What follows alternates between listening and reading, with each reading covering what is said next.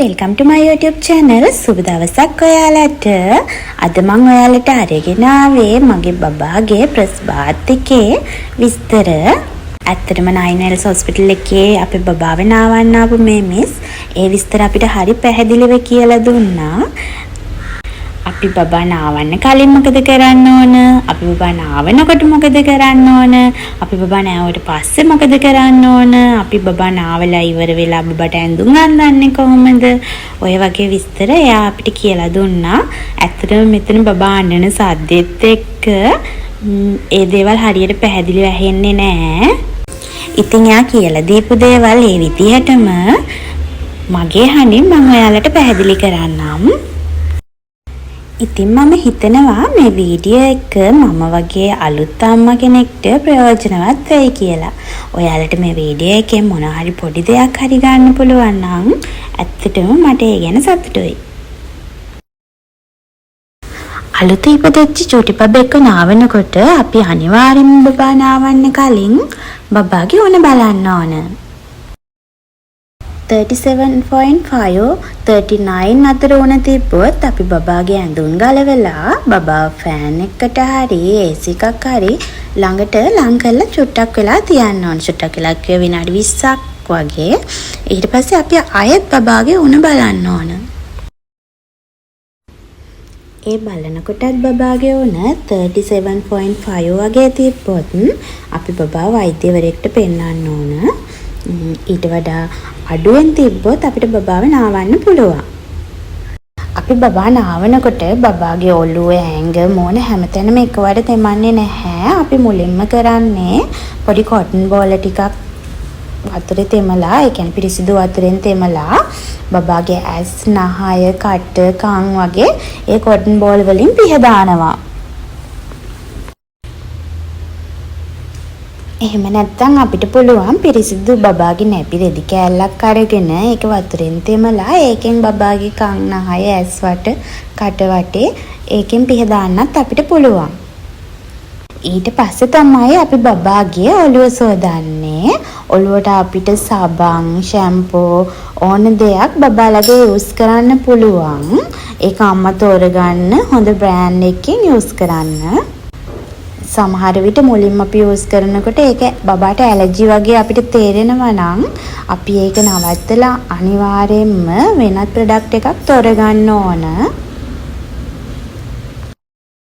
අපි මුලින්ම බබාව වතුර ගාවන්න කලින් අපේ ගෙදර තියෙනවා නම් බබා නාවන තැන ෆෑන්, AC වගේ දේවල් අපි ඔෆ් කරන්න ඕන. මුල් මාස 6 අපි බබාට කහපාට ඇඳුම් අඳින්න හොඳ නැහැ.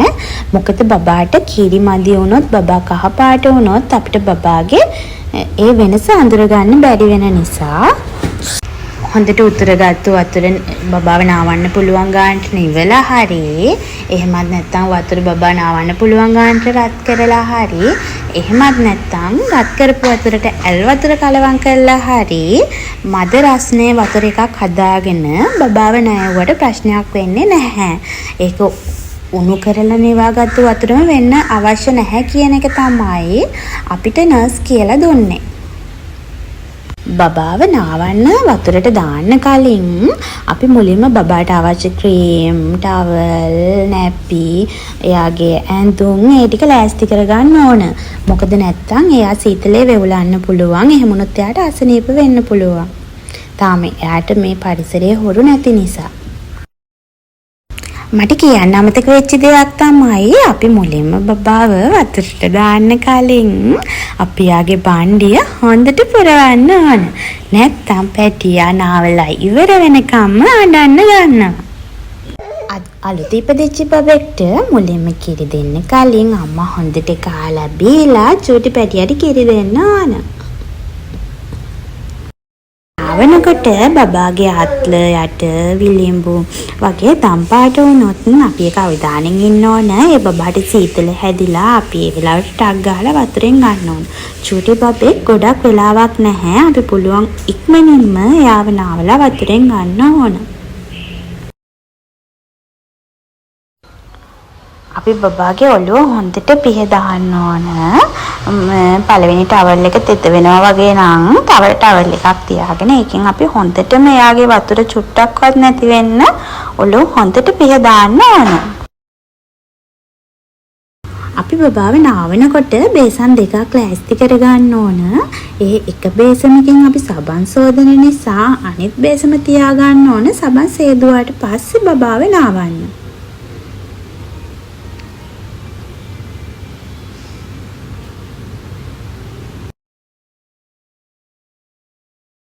ඊට පස්සේ බබාව නාවලා කරලා අම්මට තුරුළු කරගෙන හොඳට එයාට බඩ පිරෙන්න කිරි ටිකක් දෙන්න ඕන.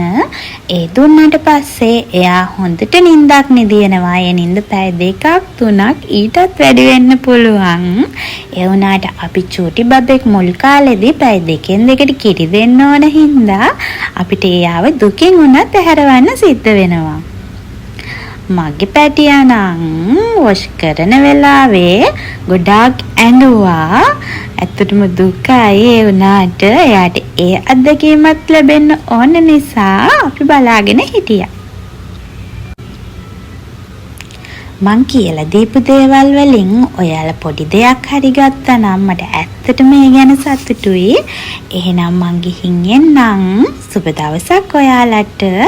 මං ඊළඟට ඔයාලට අරගෙන එන්නේ මගේ හොස්පිටල් එකේ බබාගේ බර්ත් ලොග් එක. හැමෝම ඒක බලන්න ආදරෙන් එකතු වෙන්න කියලා මං ඔයාලට ආරාධනා කරනවා. සුබ දවසක් ඔයාලට. බුදු සරණයි.